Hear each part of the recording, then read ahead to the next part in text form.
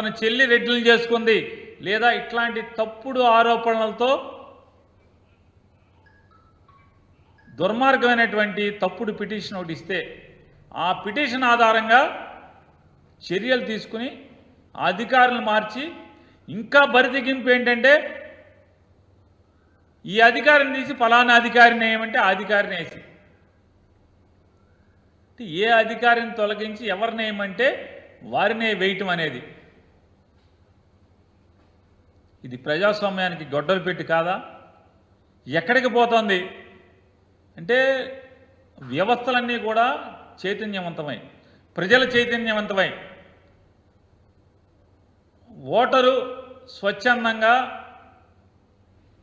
బూత్కు వచ్చి ఎవరి ఓటు వారే వేయాలనేటువంటి జాగరూకత పెరుగుతున్న ఈ తరుణంలో ఇటువంటి రుగ్మతలు రావటం, ఎన్నికల కమిషన్ కనీసం ఆ రాజకీయ నాయకురాలకు నోటీస్ ఇచ్చి ఇటువంటి తప్పుడు బరితెగింపు అర్జీ నాకు రాస్తావా అని చెప్పి కనీసం నోటీస్ ఇవ్వకపోగా ఆవిడ చెప్పిన ప్రతి పోస్టింగ్లు వేయటం, ఉన్న అధికారులను తీసేయటం ఒక ఎత్తు అయితే ఇవాళ రాష్ట్రంలో మరీ ప్రత్యేకించి పలనాడు ప్రాంతం,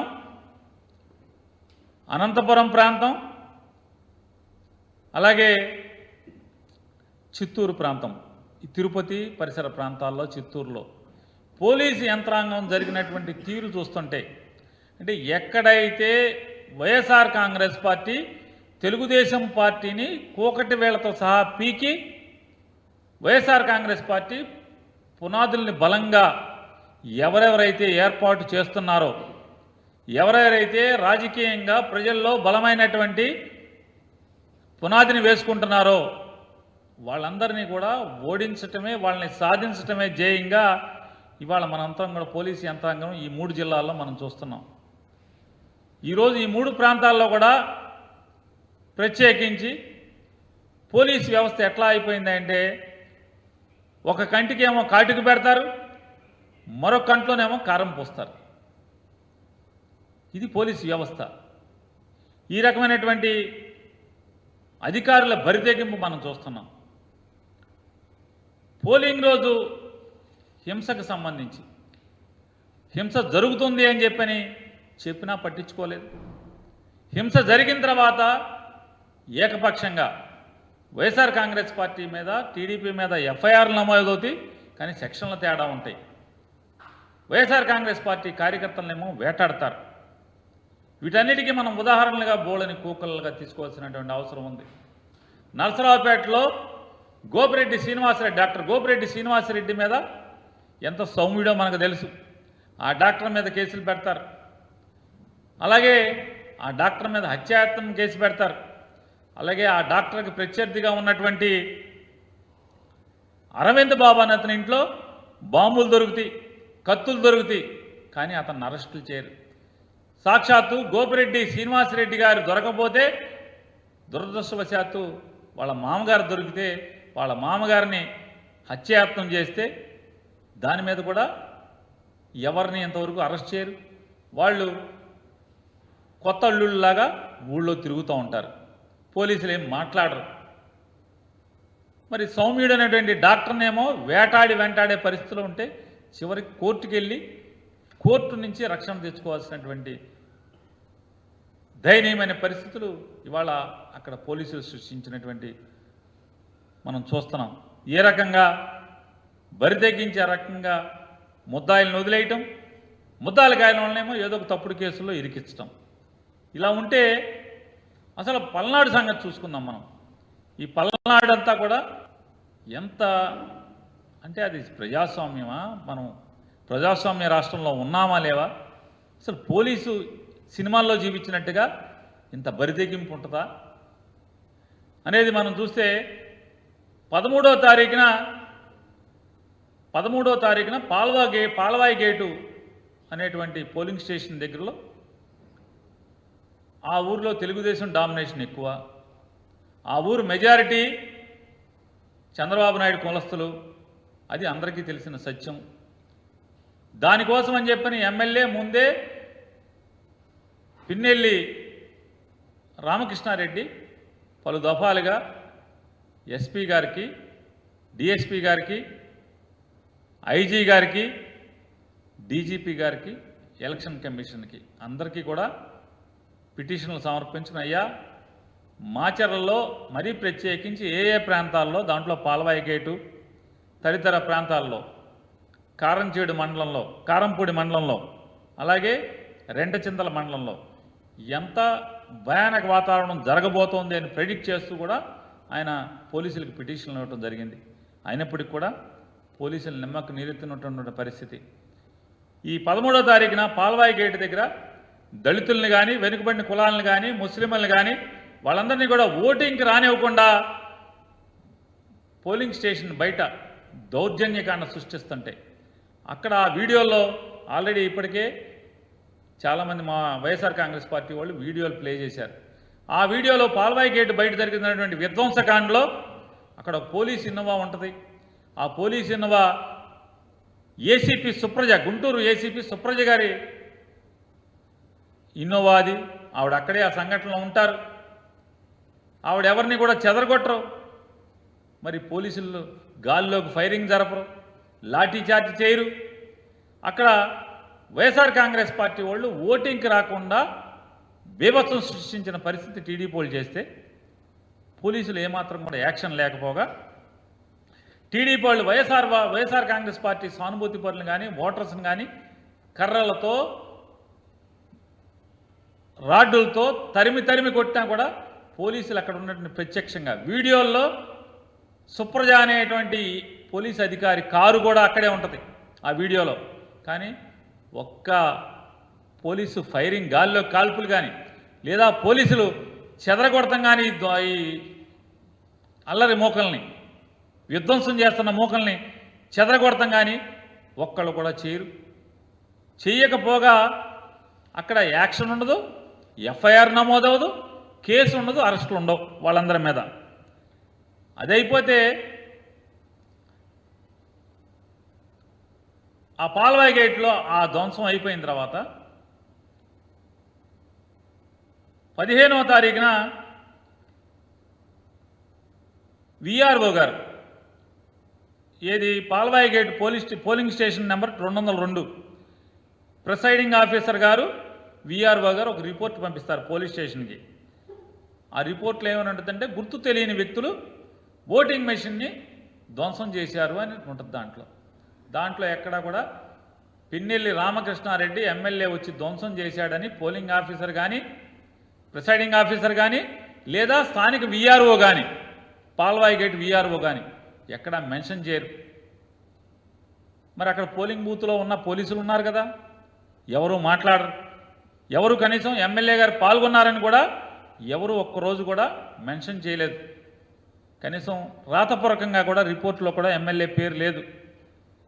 మరి ఇంకొక ముఖ్యమైన విశేషం అందరూ గమనించాల్సింది, ఏదైతే ఇవాళ Palvai గేటులో polling station number 202లో MLA Pinnelli Ramakrishna Reddy గారు పోలింగ్ మెషిన్ ఏదో ధ్వంసం చేశారని చెప్పని ఇవాళ పేపర్లు, టీవీలు అల్లరి చేస్తున్నాయో, అక్కడ పోలింగ్ ఏమన్నా ఆగిందా?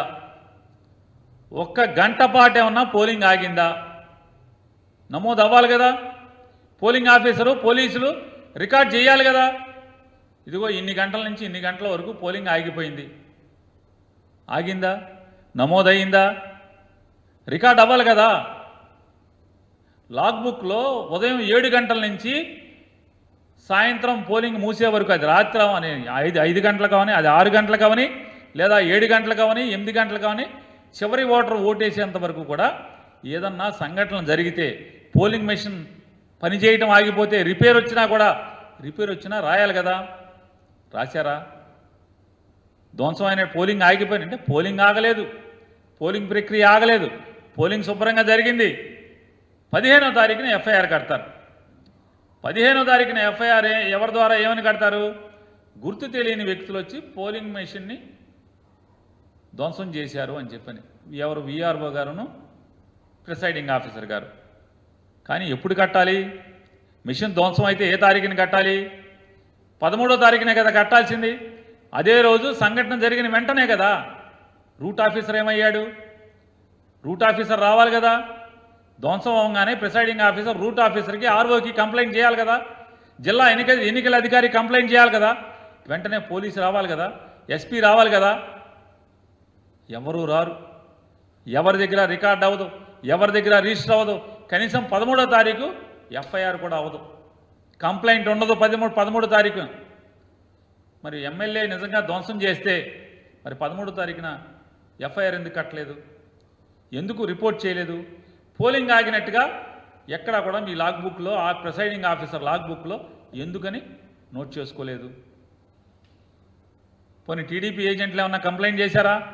రాతపూర్వకమైన కంప్లైంట్ ఉండాలి కదా, దాంట్లో టీడీపీ ఏజెంట్లు ఉన్నారు కదా, లేదు కదా.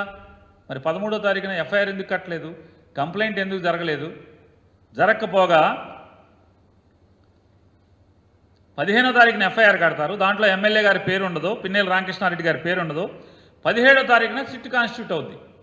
ఈ గొడవలన్నీ కూడా టీవీల్లో చూసిన తర్వాత election commission of India direction మేరకు సిట్ కాన్స్టిట్యూట్ అవుతుంది. డీజీపీ గారు ఒక సిట్ని కాన్స్టిట్యూట్ చేస్తాడు, స్పెషల్ ఇన్వెస్టిగేషన్ టీమ్ని.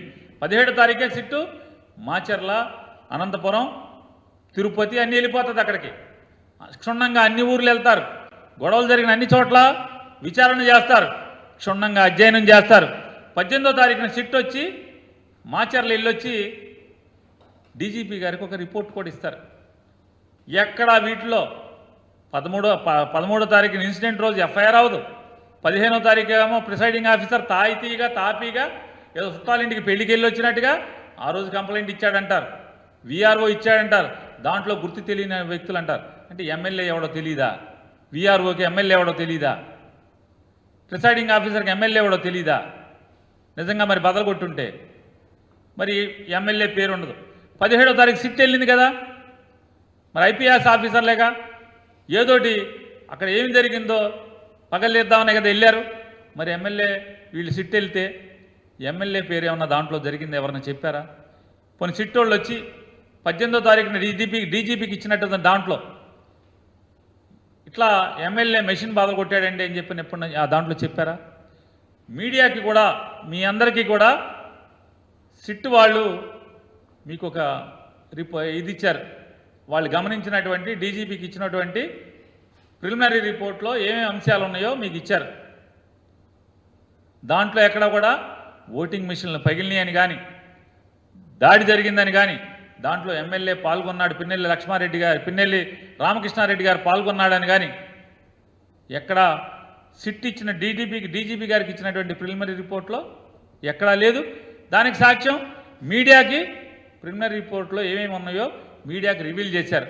మరి ఎమ్మెల్యే నిజంగా పాల్గొంటే అది చాలా సెన్సేషన్ ఇష్యూ కదా, ఓటింగ్ మెషిన్లు బదలైపోతే చాలా సెన్సేషన్ ఇష్యూ కదా, అది ప్రపంచానికి తెలియదు కదా. మరి మీరేం చేశారు? మరి సిట్ కూడా ఏమీ ఇవ్వలేదు కదా, సిట్ కంప్లైంట్లో కూడా దాంట్లో ఎక్కడా లేదు. అంటే 15వ తారీఖు కంప్లైంట్ ఇస్తారు, దాంట్లో ఎమ్మెల్యే పేరు ఉండదు.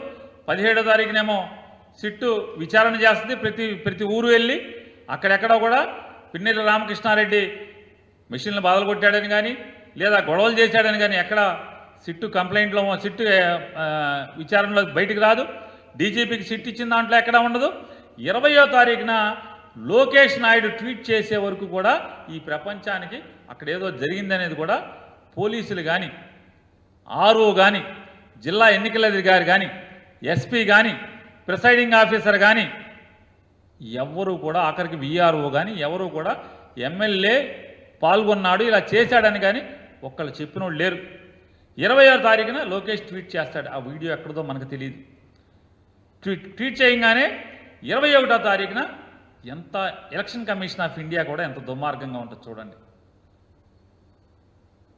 ఎలక్షన్ కమిషన్ ఆఫ్ ఇండియా సాక్షాత్తు వాళ్ళు ఏం చేయాలి?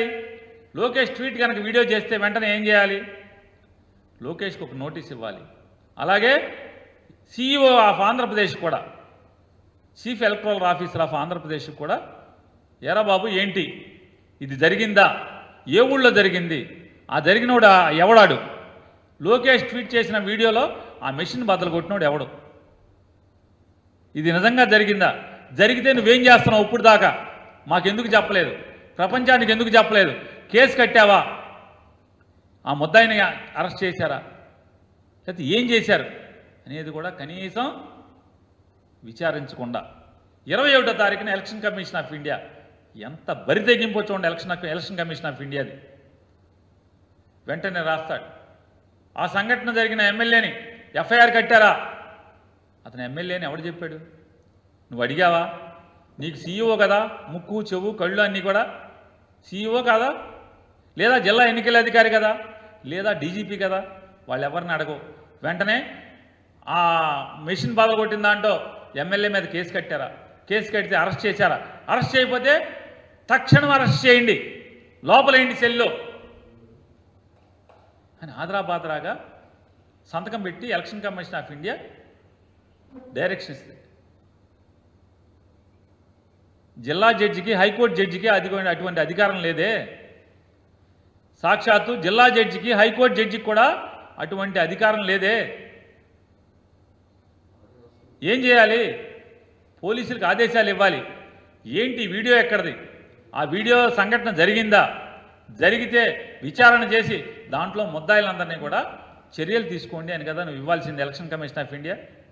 లేదు, టకా టకా టకా టకా అంటే ప్రిఫిక్స్ మైండ్.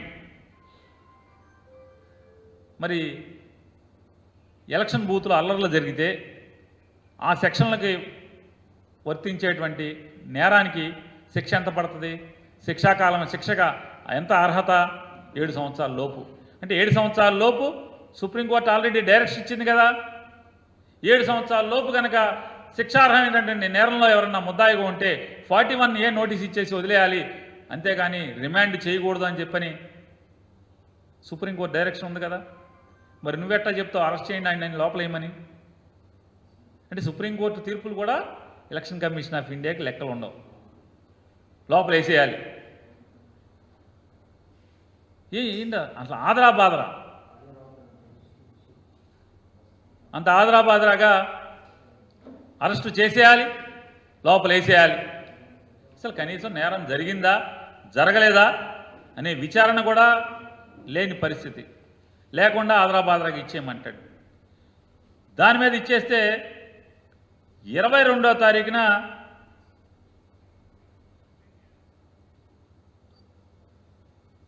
అంటే ఎమ్మెల్యే గారు దాని మీద ఎలక్షన్ కమిషన్ ఆదరాబాదరాగా 21వ తారీఖున ఇవ్వగానే 22వ తారీఖున ఆ సబ్ ఇన్స్పెక్టర్ గారు ఆ పాలవాయి గేటు సంబంధించినటువంటి ఏదైతే ఆ స్టేషను ఆ ఊరు వచ్చేటువంటి ఎస్ఐ గారు, సంబంధిత ఎస్ఐ గారు మెమో ఒకటి ఫైల్ చేస్తాడు 22వ తారీఖున కోర్టులో. ఏమని? 20వ తారీఖు సంతకం పెట్టి 22వ తారీఖున మెమో ఫైల్ చేస్తాడు. ఆ కేసులో ఎమ్మెల్యే ముద్దాయని. చూడండి ఎంత విచిత్రం. 23వ తారీఖున హైకోర్టుకి ఎమ్మెల్యే గారు వెళ్తాడు. ఎమ్మెల్యే గారు ఇంకా వేరే ఎమ్మెల్యేలు కూడా, అనంతపురం జిల్లా తాడిపత్రి ఎమ్మెల్యే గారు, అట్లాగే తిరుపతి పోటీ చేసే అభ్యర్థి, అట్లాగే నరసరావుపేట ఎమ్మెల్యే గారు, ఇట్లాంటి వాళ్ళు ఎవరెవరైతే కేసుల్లో ఎమ్మెల్యేలు ఉన్నారో ఈ ఎమ్మెల్యేలు అందరూ కూడా హైకోర్టుకి వెళ్ళారు.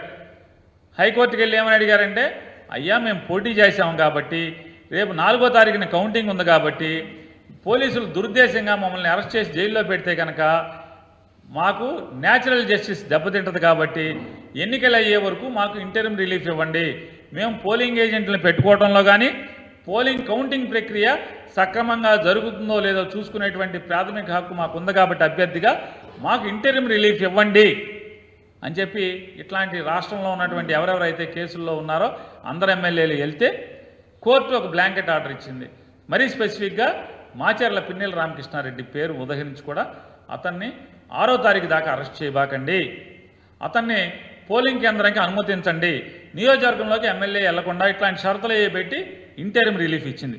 ఇంటరిమ్ రిలీఫ్ ఇచ్చినప్పుడు పిన్నెల రామకృష్ణారెడ్డికి సంబంధించినటువంటి న్యాయవాది ఒకటి వాదించారు. ఎలక్షన్ కమిషన్ ఆఫ్ ఇండియా ఎంత తొత్తరపాటో చూడండి, ఎంత ఏకపక్షంగా వ్యవహరిస్తున్నారో. 41 నోటీస్ అంటే 7 సంవత్సరాల లోపు ఉండేటువంటి క్రైమ్కి కూడా వెంటనే ఎమ్మెల్యే మీద కేసు కట్టండి, ఎమ్మెల్యే మీద కేసు కట్టుకుంటే కనుక వెంటనే అరెస్ట్ చేయండి, అరెస్ట్ చేయకపోతే ఎత్తి లోపలేయండి, జైల్లో వేయండి, ఖచ్చితంగా అరెస్ట్ చేయండి, లోపలేయండి అనే తొందరపాటు వ్యవహారం కనపడుతుంది. సుప్రీంకోర్టులో గతంలో ఆల్రెడీ జడ్జిమెంట్ ఇచ్చింది.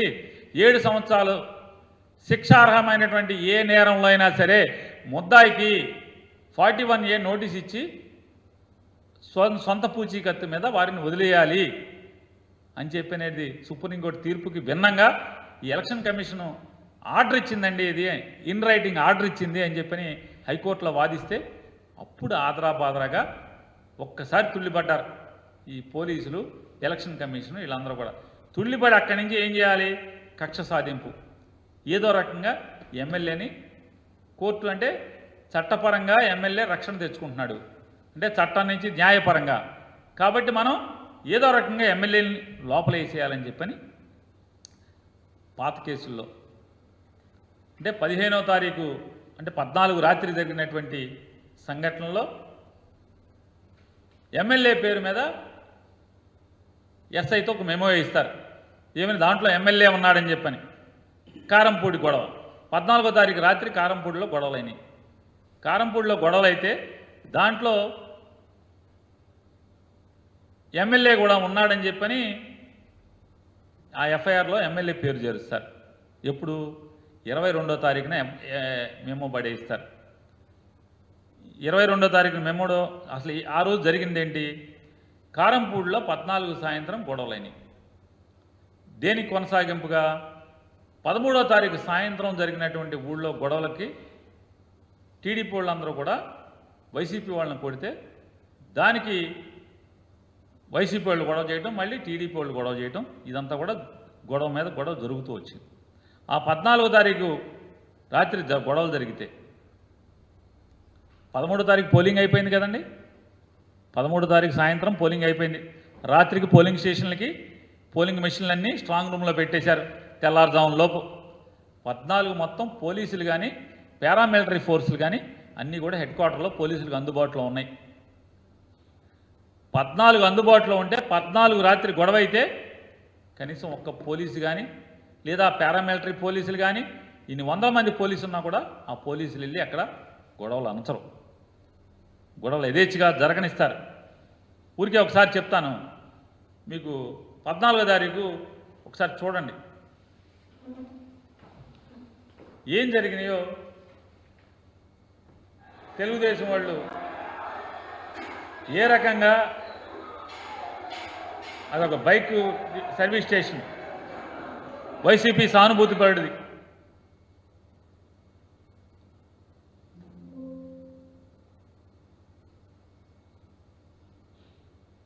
డాబా మీదకి షాపులు ఎవరెవరు వైసీపీ వాళ్ళ వాళ్ళందరికీ మొత్తం కారంపూడి మండలంలో ఉన్నటువంటి తెలుగుదేశం పార్టీ వాళ్ళందరూ కూడా, ఇదందరూ కూడా మెజారిటీ ఒకే కులం వారు, మెజారిటీ ఒకే కులం వారు.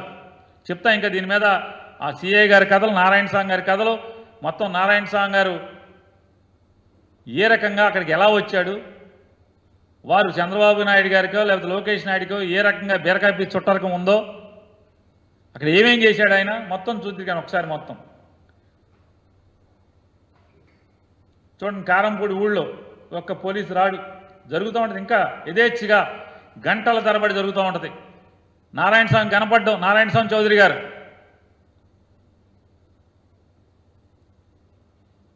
ఆడియో లేదా, ఆడియో కూడా పెట్టండి దాన్ని. కాదండి ఆడియో ఉంది, వేరే దాంట్లో కూడా ఉంది, పంపించండి. మా ఉంచండి, మా వస్తుంది చూడండి. షాపులోకి వెళ్తున్నారు, షాపు తాళాలు వేసి ఉన్న దాన్ని బదులు కొడుతున్నారు.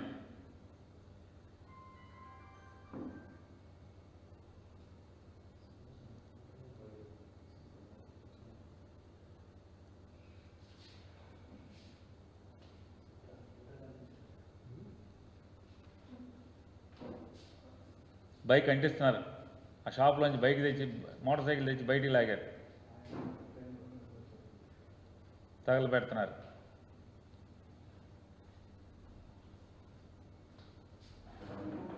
నెక్స్ట్ మళ్ళీ ఇంకో విధ్వంసానికి నెక్స్ట్ ఇంకో దానికి వెళ్తున్నారు. చూడండి, ఆ మూలం కూడా తగలబెడుతున్నారు కార్నర్లో.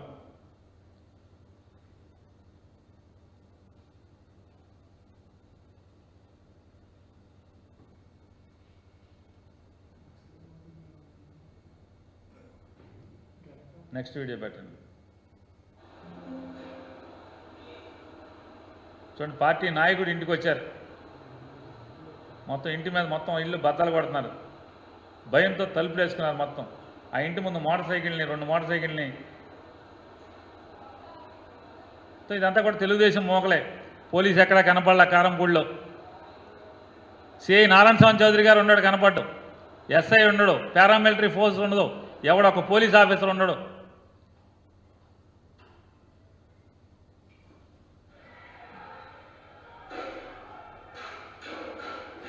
వైఎస్ఆర్ కాంగ్రెస్ పార్టీ సానుభూతి పడి షాప్ అది షాప్ తాళాలు బద్దలు కొట్టి సామాన్యాన్ని బయట లాగారు.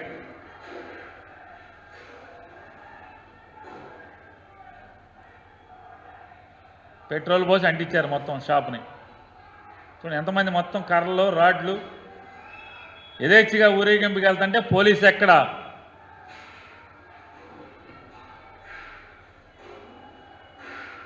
ఎలక్షన్ అయిన మర్నాడు ఇది జరిగేదంతా కూడా. మాచర్లకు ఎంత దూరం ఉంటుందండి కారంపూడి?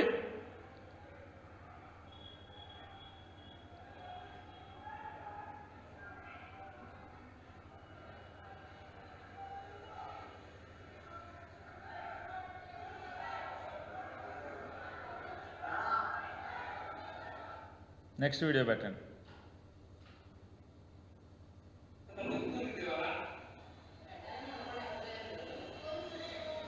చూడండి, వెండి ఒకసారి మళ్ళీ పెట్టండి ఒకసారి.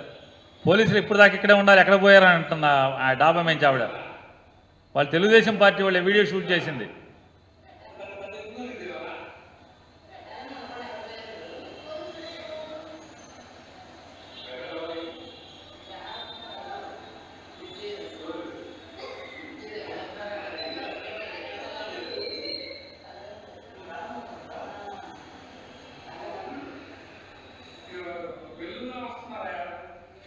వెల్లువలా వస్తున్నారంట.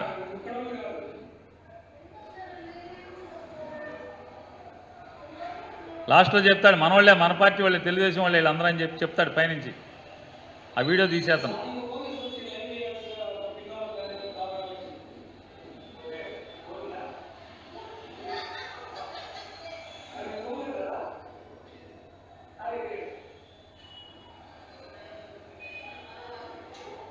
మనోళ్ళలాగుందే అంటుంది ఆవిడ.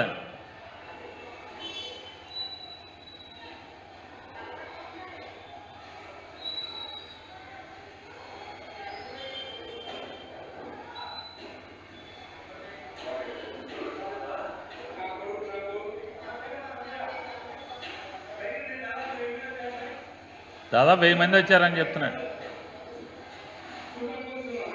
ఇప్పుడు దాకా పోలీసులు ఉన్నారుగా.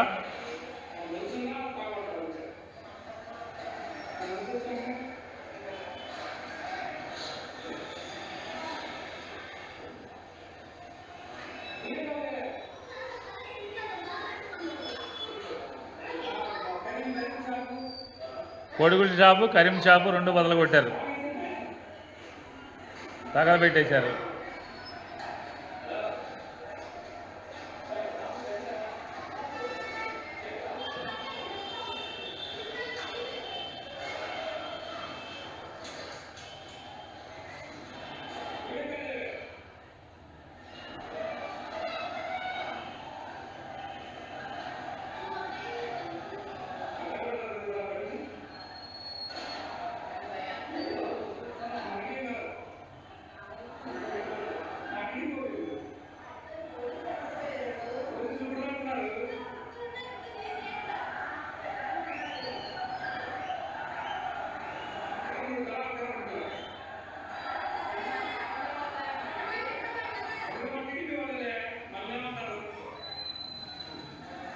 మన టీడీపీ వాళ్ళే మన్నేమంటారు.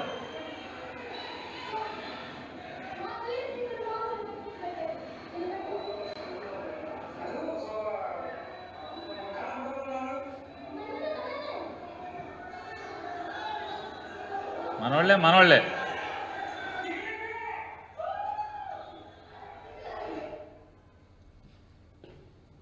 చూశారు కదా, ఇంత కళ్ళ కట్టినట్టు ఇంత విధ్వంసం, ఇంత ధ్వంసరచన ఇంతొక ఆటవిక రాజ్యం కారంపూడిలో జరిగితే ఆ డాబా నుంచి షూట్ చేసిన వాళ్ళు తెలుగుదేశం పార్టీ వాళ్ళు అంటున్నారు, అరే పోలీసులు ఇప్పుడు దాకా ఉండాలి కదా, ఏమైపోయారు పోలీసులు, ఇక్కడే ఉండాలి అని. మన వాళ్ళే అంటున్నారు, మన పార్టీ వాళ్ళే అంటున్నారు, కారంపూడి వాళ్ళు ఉన్నారు దాంట్లో అంటున్నారు. పోలీస్కి ఏం పట్టవు. ఆ రోజు అంటే సీన్ ఆఫ్ అఫెన్స్లో మాచర్లకి ఆనుకున్నటువంటి కారంపూడిలో ఈ రకమైనటువంటి విధ్వంసం జరుగుతుంటే SI Ramanjaneyulu, CI Narayanaswamy scene of అఫెన్స్లోకి వచ్చి కూడా మాబ్ని స్కాటర్ చేయలేదు. దానికి ముందు వైసీపీ వాళ్ళతో గొడవ జరిగింది. దీనికి ముందు ఆ గొడవలో సిఐ నారాయణస్వామి స్కాటర్ చేయటానికి, చెల్లా చెదురు చేయటానికి వెళ్తే అతని తలకి గాయమైంది. మొత్తం వైసీపీ వాళ్ళందరూ కూడా తరిమేశారు. సిఐ నారాయణస్వామి కానీ, పోలీసులు కానీ, అందరు కానీ, నారాయణస్వామి చౌదరి గారు కానీ, వీళ్ళందరూ కూడా. దీంట్లో ఎక్కడా కూడా మరి సిఐకి తలకు దెబ్బ తగిలింది, సీన్లో ఉన్నాడు, ఆ ఊళ్ళోనే ఉన్నాడు, ఆ గొడవలు జరిగేంత రోజు ఆ రోజు ఉన్నాడు. కానీ ఆ గొడవల్లో ఎక్కడా కూడా ఎమ్మెల్యే పిన్నెల్లి రామకృష్ణారెడ్డి పేరు ఎక్కడా కూడా ఏ ఎఫ్ఐఆర్లో కూడా లేదు. 2 ఎఫ్ఐఆర్లు అయినాయి. వైఎస్ఆర్ కాంగ్రెస్ పార్టీ సానుభూతి పరుల మీద 59/24, క్రైమ్ నెంబర్ 59/24. టీడీపీ వాళ్ళ మీద ఏది ఇప్పుడు ధ్వంసం చేశారు చూశారు, ఇప్పుడు మీరు వేడు చూశారు, దీని మీద 60/24. 59/24 వైసీపీ వాళ్ళ మీద, 60/24 టీడీపీ వాళ్ళ మీద. 59/24లో కారంపూడి ఎస్ఐ హైకోర్టులో బెయిల్ వచ్చిన తర్వాత ఆ రోజు సాయంత్రం కోర్టుకి 2 ముద్దాయిల్ని సబ్మిట్ చేస్తూ ఎమ్మెల్యే గారు కూడా గొడవలో ఉన్నాడు, ఎమ్మెల్యే చెప్తేనే మేము వెళ్ళి గొడవ చేశాము అని ఒకరితో 161 స్టేట్మెంట్ సంతకం పెట్టించినట్టుగా ఎమ్మెల్యే పేరు ఎప్పుడు వేస్తాడు? హైకోర్టులో election commission of India ఉత్తర్వుని Pinnelli Ramakrishna Reddy గారి యొక్క న్యాయవాది తప్పుపడుతూ, ఏమండి సుప్రీంకోర్టు తీర్పులను కూడా కాదని ఎలక్షన్ కమిషన్ ఆఫ్ ఇండియా నిష్పక్షపాతంగా ఉండాల్సినటువంటి ఎలక్షన్ కమిషన్ కంచే చేను వేసిన స్థితిలో ఈ రకంగా ఉత్తర్వులు ఇవ్వటం, కనీసం ఆ వీడియో ఇవ్వడది ఎలక్షన్ సీఈఓ ఇచ్చాడా? సీఈఓ పంపలా? లేదా పోలీస్ డీజీపీ ఇచ్చాడా? లేదు. ఎస్పీ ఇచ్చాడా? లేదు. జిల్లా ఎన్నికల అధికారి ఇచ్చాడా? లేదు. కనీసం ఆర్ఓ ఇచ్చాడా? ఇవ్వలేదు. ప్రిసైడింగ్ ఆఫీసర్ ఇచ్చాడా? ఎవడూ ఇవ్వలేదు. కానీ ఆ వీడియో ఒక తెలుగుదేశం నాయకుడు ట్విట్టర్లోకి ఎలా వచ్చింది? ఎంత హాస్యాస్పదం అంటే, ఎంత బాధ్యతారాహిత్యం అంటే, ఎలక్షన్ సీఈఓ అంటాడు, నా దగ్గర నుంచి వెళ్ళలేదు, నా ఆఫీస్ నుంచి వెళ్ళలేదు, మా వ్యవస్థ నుంచి వెళ్ళలేదు, ఎక్కడి నుంచి వెళ్ళిందో కనుక్కుంటాం. ఉన్నతాధికారివి, చదువుకున్నావు,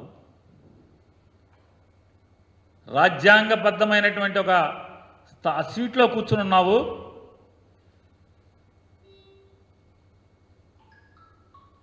భాష, మాట్లాడే భాష, తమ భాష అది.